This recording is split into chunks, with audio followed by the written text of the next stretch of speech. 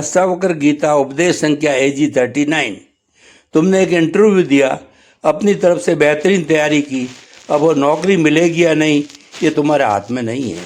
उसके पीछे हजारों कारण हो सकते हैं जो तुम्हारे नियंत्रण से बाहर है। अगर तुम परिणाम से चिपके रहोगे तो तुम चिंता में घुलते रहोगे। क्या होगा? फोन आएगा या नहीं। लेकिन अगर तुम समर्पण करते हो तो तुम कहते हो मैंने अपना काम कर दिया, अब जो भी होगा मेरे भले के लिए होगा। अगर ये नौकरी मिली तो अच्छा, नहीं मिली तो शायद मेरे लिए इससे भी बेहतर कुछ इंतजार कर रहा है। ये कोई झूठा दिलासा, फॉल्स ऑप्टिमिज्म नहीं है। ये जीवन की बुद्धिमत्ता में एक गहरा भरोसा है। ये इस बात को स्वीकार करना है कि तुम इस ब्रह्मांड के केंद्र में नहीं हो, तुम विशाल ब्रह्मांडीय नृत्य का एक छोटा सा हिस्सा हो। इस नृत्य के संगीत को सुनो और उसके साथ बहो। अपनी अलग धुन बनाने की जिद छोड़ दो। जब तुम कंट्रोल करने की कोशिश छोड़ देते हो तो एक अजीब सी शांति तुम्हारे अंदर उतरती है। चिंता गायब हो जाती है, क्योंकि चिंता हमेशा भविष्य को कंट्रोल करने की कोशिश से पैदा होती है।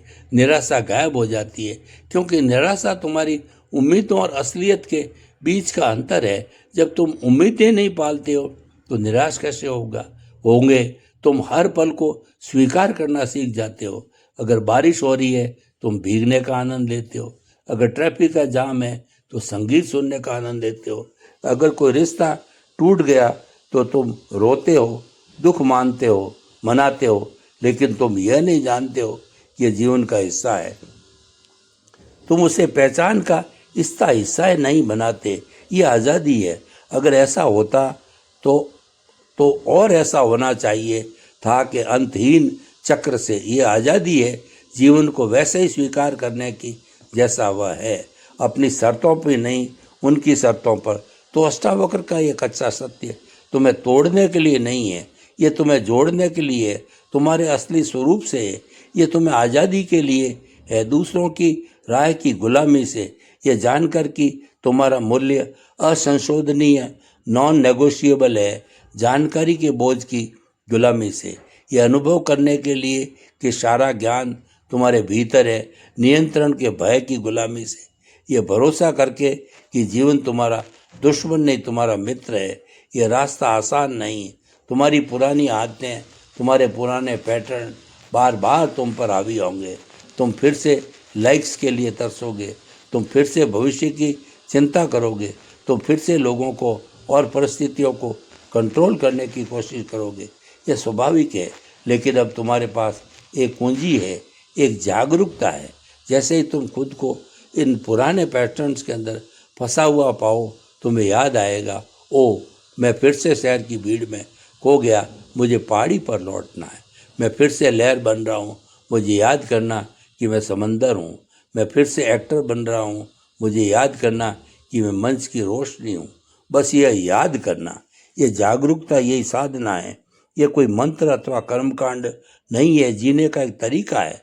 पल पल, सांस दर सांस अपने असली स्वरूप में टिके रहना का प्रयास। तो आखिर सवाल यह नहीं है कि अष्टावक्र का सत्य तुम्हें आज़ाद कर सकता है या नहीं। सत्य तो अपना काम कर ही रहा है। सूरज तो चमक ही रहा है।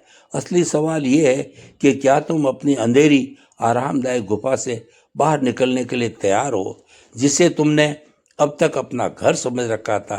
क्या तुम उस सूरज की तेज रोशनी में अपनी आंखें खोलने की कोशिश रखते हो? पिंजरे का दरवाज़ा हमेशा से खुला है। ये कच्चा, कठोर, लेकिन असीम रूप से करुणामय सत्य तुम्हें बाहर बुला रहा है। कदम तुम्हें ही बढ़ाना होगा। अष्टावक्र और जनक की यह बातचीत, यह संवाद फिर दो लोगों के बीच नहीं था। यह किसी पुराने ग्रंथ में लिखी कहानी नहीं है। यह बातचीत आज भी इसी पल तुम्हारे भीतर चल रहा है। एक हिस्सा है तुम्हारे अंदर जो जनक की तरह बेचैन है, जो भाग रहा है, जो खोज रहा है, जो जवाब चाहता है। और एक हिस्सा है तुम्हारे अंदर जो अष्टावक्र की तरह सब कुछ जानता है, जो शांत है, स्थिर है और बस देख रहा है। तुम्हारा पूरा जीवन इन दो आवाज़ों के बीच का संवाद है। जनक की आवाज़ कहती है मुझे और चाहिए, मुझे कुछ बनना है। अष्टावक्र की आवाज़ कहती है तुम पहले से ही पूर्ण हो, बस ठहरो और देखो। जनक की आवाज़ कहती है, ये मेरा है, इसे खोने से मुझे डर लगता है। अष्टावक्र जी की आवाज़ कहती है, यहाँ कुछ भी तुम्हारा नहीं है, तुम बस एक साक्षी हो। जनक की आवाज़ कहती है, उसने मेरा अपमान किया, मुझे बदला लेना है। अष्टावक्र की आवाज़ कहती है, अपमान कहानी का हुआ है, तुम्हारा नहीं, तुम तो देखने वाले हो। जनक की आवाज़ कहती है, मेरा मन शांत क्यों नहीं होता। अष्टावक्र जी की आवाज़ कहती है, तुम मन को शांत करने की कोशिश कर रहे हो, इसीलिए वह शांत है, बस उसे देखो, वो खुद शांत हो जाएगा। यह बातचीत हर पल चल रही है। अष्टावक्र गीता का सार किसी किताब में नहीं, तुम्हारे अपने अनुभव में खुलेगा। जब तुम भीड़ से अलग सोचने की हिम्मत करोगे, जब तुम दुनिया के दिए हुए लेबल्स को उतार फेंकोगे, जब तुम 5 मिनट के लिए सन्नाटे में बैठने का साहस जुटाओगे, जब तुम अपने विचारों और भावनाओं को दुश्मन नहीं मेहनत समझोगे, जब तुम ये गहराई से महसूस करोगे कि तुम करने वाले नहीं, सिर्फ देखने वाले हो, खोजबार नहीं। मंदिरों में, मस्जिदों में, किताबों में, गुरुओं में कोई जवाब नहीं है, वे सब केवल अंगुलियां हैं जो चांद की तरफ इशारा कर रही है।